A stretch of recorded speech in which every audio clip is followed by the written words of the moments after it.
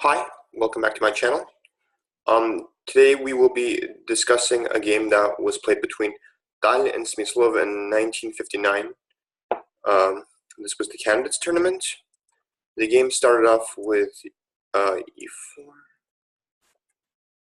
and we get the King's Indian attack system against the Karo Khan. So now e5 was played, knight f3, and here Smyslov made an inaccuracy of knight to d7. Basically, white can make this move d4, which gets his pieces centralized.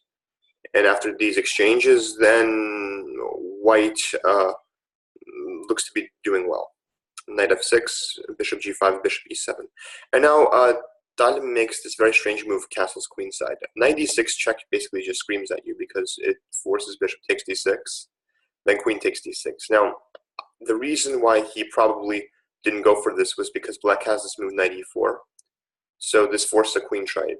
Bishop takes d8, knight takes d6. But after a move like bishop c7, knight e4, and bishop e2, and then castles kingside, white is doing very well because white has the two bishops, and he has an open position with pawns on both sides of the board. I think white has a big advantage here, excellent chances to win the game. However,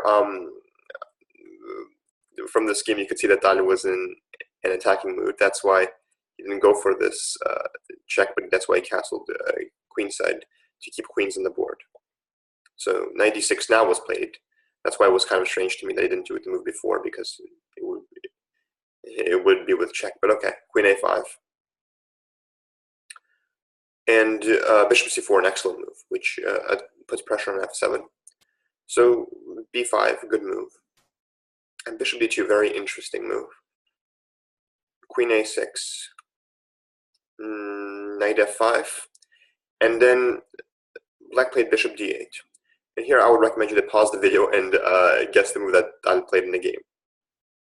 Okay, queen h4. I think this is actually the only move that doesn't give white a worse position. This is a very aggressive move. It's leaving the bishop on c4 hanging. So bc4 was played, and here you can see the idea. He played this move queen g5. So now mate is threatened. Here, I analyzed this move g6. I think it's an easier defensive try. I was thinking then bishop c3, queen takes a2, queen h6, pawn takes f5, and rook takes d7 to remove the defender of the knight. Bishop takes d7, queen to g5 check, king h8, bishop f6, bishop f6, queen f6, and basically the perpetual check is kind of forced. I definitely believe that Tal saw this variation. I thought that he said, okay, this is going to be at least a draw, and let's hope he makes a mistake. I mean, Tal was just an amazing calculator. He had a great intuition for finding ways to attack his opponent. He would look at a position and find like 30 ideas to go, and he did his very typical classical sacrifice of leaving his bishop on free just to get some tempo. Very typical Tal sacrifice. And then knight h5 was played, and knight h6 check. King h8, and queen takes h5. So it looks as though he got his piece back, but queen a2 comes. Now there's threat of checkmate on a1. But he plays this move bishop c3. And here I think the decisive mistake of the game was played. I think this move bishop f6 gives a lot of resistance to black. I don't really see a way how white can continue his attack. I would assume that, okay, white is not down a piece anymore.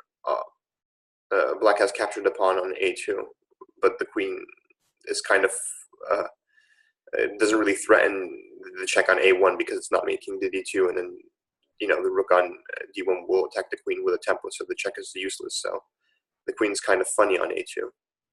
It's a very double-edged position, let's put it that way.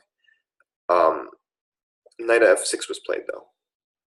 And this was the decisive mistake of the game because I think Smyslov blundered the shot queen takes f7, the point being that if oh god. The point being that if this move rook takes f7, This is mating, basically.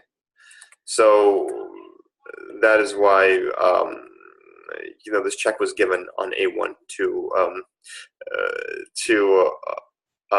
make the king go to d2 to block the d file. But the problem was after the move rook takes f7, knight takes f7, king g8, rook takes a1, king f7.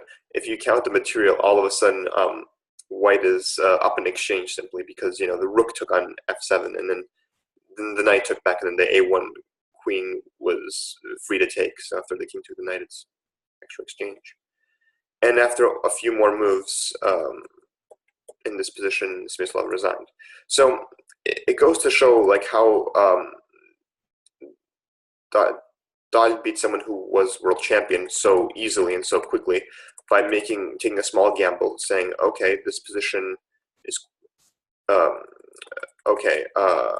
Here, I'm gonna let you take my bishop, but let's get a small attack. Probably you can make a draw here, but you're the one with the pressure. I mean, if you make a mistake, I'm gonna beat you, and then that is exactly what happened with this move knight f6. So it's just amazing just how Tal got these attacks in. I mean, maybe the greatest calculator and the greatest attacker of all time. So if you have any suggestions for any other games that I should show on my channel, please leave it in the comments. Thanks.